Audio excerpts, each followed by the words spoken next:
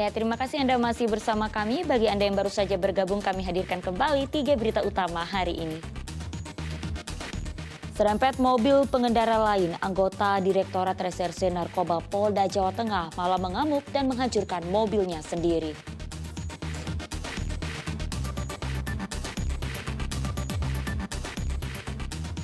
Tidak kuat menanjak dan kondisi jalan licin, truk yang mengangkut puluhan siswa di Banjarnegara terguling sehingga sejumlah siswa terlempar keluar dari truk.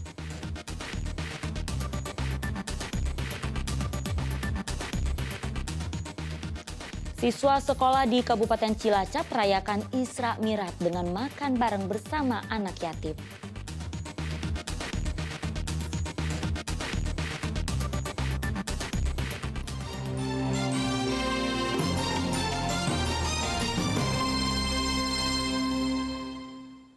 Seorang ibu mengamuk di kantor sewa guna usaha atau leasing di Brebes, Jawa Tengah. Bahkan video nasabah yang merusak sepeda motor miliknya sendiri itu viral di media sosial TikTok.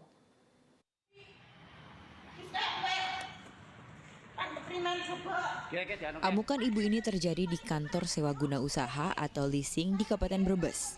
Berkali-kali ibu ini mengamuk sembari merusak motor yang suaminya beli dengan meminjam uang dari kantor leasing. Ia tak terima dengan total tunggakan kredit yang harus dibayar setelah 1 tahun menunggak. Pihak leasing sengaja mengundang istri dari Suharso untuk menjelaskan besaran denda yang harus dibayar sesuai kesepakatan. Namun saat mengetahui jumlah tunggakan mencapai Rp16.600.000, istri Suharso menolak dan mengamuk sampai merusak kursi dan motor yang dikredit. Ya, konsumen setelah itu kan diarahkan ke kantor ya, biar jelas gitu loh, dari sistem segala macam kan biar lebih jelas di kantor daripada kalau di lapangan mungkin konsumen kurang percaya, jadinya kita arahkan ke kantor. Seperti itu sih. Nah, dia ngamuknya karena apa? Karena yang untuk jadi dia itu istilahnya itu konsumen itu ingin membayar yang sesuai yang dia mau aja gitu. Oh gitu, nggak mau aturan kasih nih. Iya. Diketahui Suharso menjadi nasabah di kantor sewa guna usaha ini pada Oktober 2019 dengan total pinjaman Rp12 juta selama 3 tahun. Angsuran yang harus dibayar Suharso sebesar Rp815.000. Namun setelah April 2022 tak ada pembayaran hingga saat ini. Sehingga pihak leasing meminta Suharso untuk melunasi tunggakannya. Sugiartono melaporkan dari Kabupaten Brebes. Polisi mengungkap motif perampokan rumah juragan batik di Kabupaten Pekalongan. Ternyata para pelaku merupakan mantan karyawan juragan batik yang dendam dan sakit hati. Mereka menilai perbuatan atasannya kerap seenaknya sendiri, sehingga saat dipecat para pelaku nekat mencuri uang mantan bosnya. Motif perampokan rumah juragan batik di Kabupaten Pekalongan akhirnya terungkap. 2 perampok yang diringkus pekan lalu akhirnya mengaku kejahatan yang mereka lakukan karena dendam. Ternyata keduanya pernah menjadi karyawan juragan batik. Namun keduanya dendam terhadap mantan majikannya karena kerap memperlakukan keduanya seenaknya. Setelah dipecat setahun, akhirnya keduanya sepakat merampok uang yang ada di lemari kamar korban. Masuk kerja, dikeluarin terus ambil lagi, dikeluarin lagi akhirnya. Marah dengan dendam berarti sama bosnya? Iya, maksudnya kok kayak masuk keluar tuh apa gitu Pak. Bagian apa Mas? Saya dulu di bagian kafenya Pak. Kok tahu lokasi uangnya Mas? Kok tahu lokasi uangnya?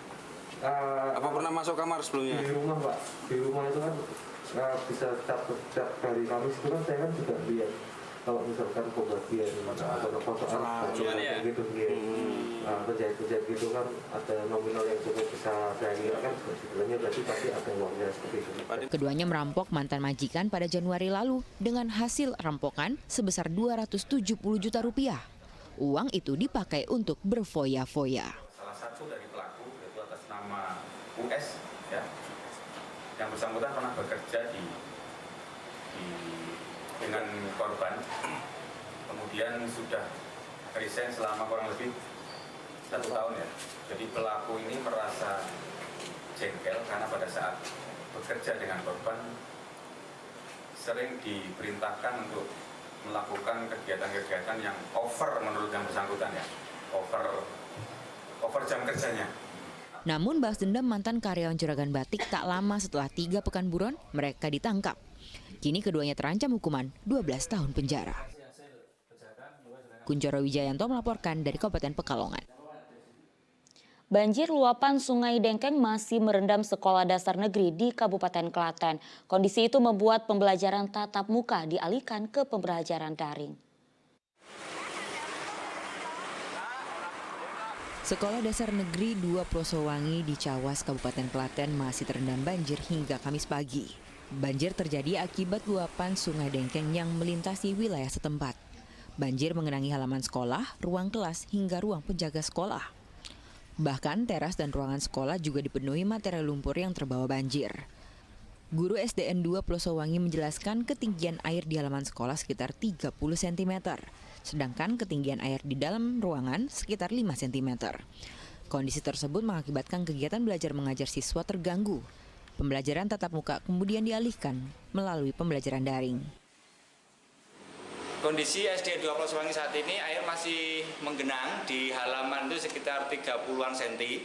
Kemudian di dalam kelas masih sekitar 5 cm-an. Banyak sekali sampah, terutama lumpur-lumpur yang masuk sehingga membuat KBM kami terganggu. Untuk saat ini KBM kami lakukan secara daring dulu mengingat kondisi yang seperti ini. Total siswa di SDN 2 Plosowangi Cawas berjumlah 33 orang. Krisna Agung melaporkan dari Kabupaten Klaten. Pemerintah Kabupaten Semarang mengusulkan pembangunan bendung di sekitar Desa Luweh, Kabupaten Semarang. Namun usulan sejak 2020 itu belum juga terrealisasi hingga kini. Pemkab Semarang bersama BBWS Pemali Juwana sudah membahas pembangunan bendung di sekitar Desa Luweh. Meski sudah dibahas sejak 2020, belum ada rencana realisasi bendung Luweh dalam waktu dekat ini. Langkah pembangunan bendung cukup panjang karena dimulai dari pengerukan sedimentasi di sungai yang hilirnya, lalu pembangunan tanggul agar aliran sungai tidak berpindah-pindah. Padahal adanya bendung Luweh bermanfaat sebagai sumber air baku dan pengendalian banjir di wilayah kota Semarang. Balai Besar Wilayah Sungai Pemali Juwana itu mewacanakan untuk membuat bendungan lagi di sekitar Luweh itu.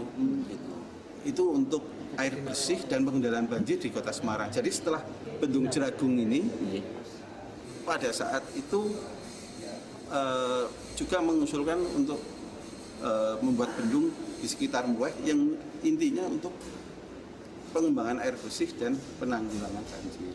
Tapi kok ini yang bendung Luweh ini kok mungkin belum terrealisasi ya, karena bendung Jeragung belum, yang di Pringhapus kan belum selesai.